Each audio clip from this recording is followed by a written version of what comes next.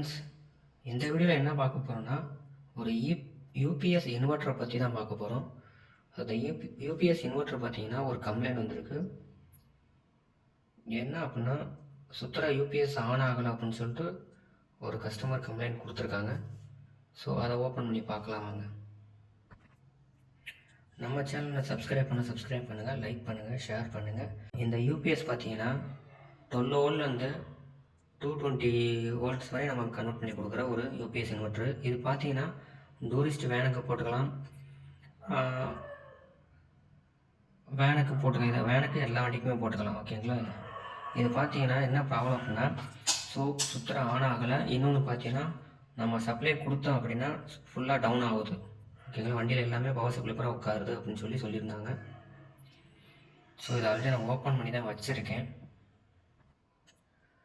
So open பண்ணிடலாம். இதில் பார்த்தீங்கன்னா ஆல்ரெடி ஸ்க்ரூலாம் ஓப்பன் பண்ணி தான் வச்சுருக்கேன். ஸோ இதில் பார்த்தீங்கன்னா ப்ராப்ளம் போர்டு இருக்கும். ஓகேங்களா?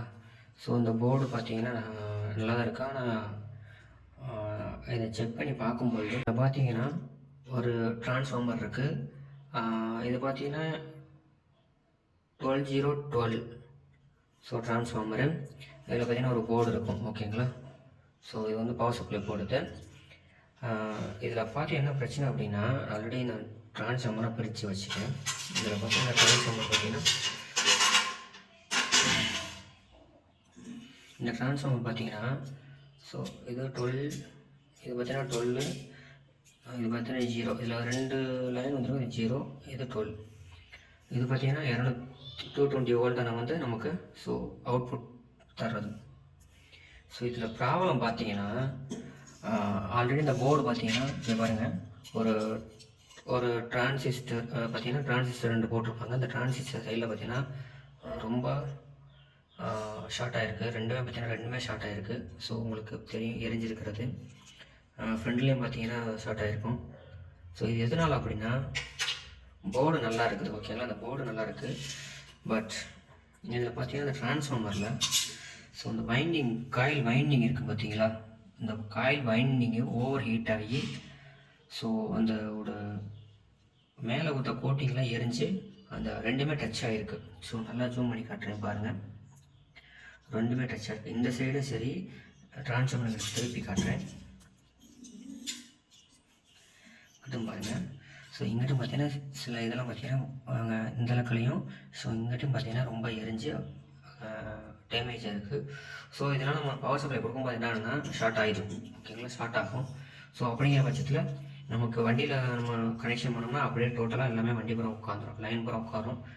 ஸோ இது எதனால் அந்த பிரச்சனை வருதுன்னா இதுக்கு ஓவர் ஹீட். ஓகேங்களா? பவர் சப்ளை ஓவராக இழுக்கும்போது ஓவர் ஹீட் ஆகும் டிரான்ஸ்ஃபார்மரு. அதனால் அந்த பிரச்சனை வரலாம். இது பார்த்தீங்கன்னா லோ கம்பெனி தான் போட்டிருக்காங்க. ஸோ அதனால் அந்த பிரச்சனைகள் வந்திருக்கு. இங்கே பார்த்தீங்கன்னா தெரியும் உங்களுக்கு நல்லா மெல்ட் ஆகி நல்லா எரிஞ்சிருக்குது. ஸோ இந்த பிளாஸ்டிக்கே பாருங்கள் ரொம்ப மெல்ட் ஆகிருக்கு. இதனால தான் இந்த பிரச்சனை வந்துருக்குது. ஓகேங்களா?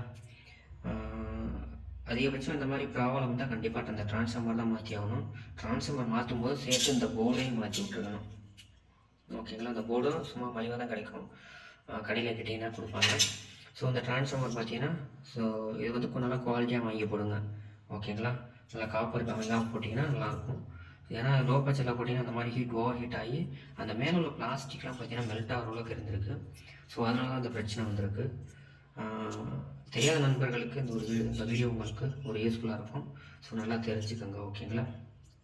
ஸோ அடுத்த வீடியோவில் இந்த போர்டையும் ப்ளஸ் இதையும் நான் மாற்றும் போது உங்களுக்கு ஒரு நெக்ஸ்ட் வீடியோ போடுறேன். எப்படி நம்ம கனெக்ஷன் பண்ணுறது, எப்படி நம்ம இந்த இன்வெர்ட்டரை ஃபிட் பண்ணி நமக்கு பவர் சப்ளை கொடுக்குறது அப்படிங்கிறத நெக்ஸ்ட் வீடியோவில் பார்க்கலாம். ஓகேங்களா? Thank you friends.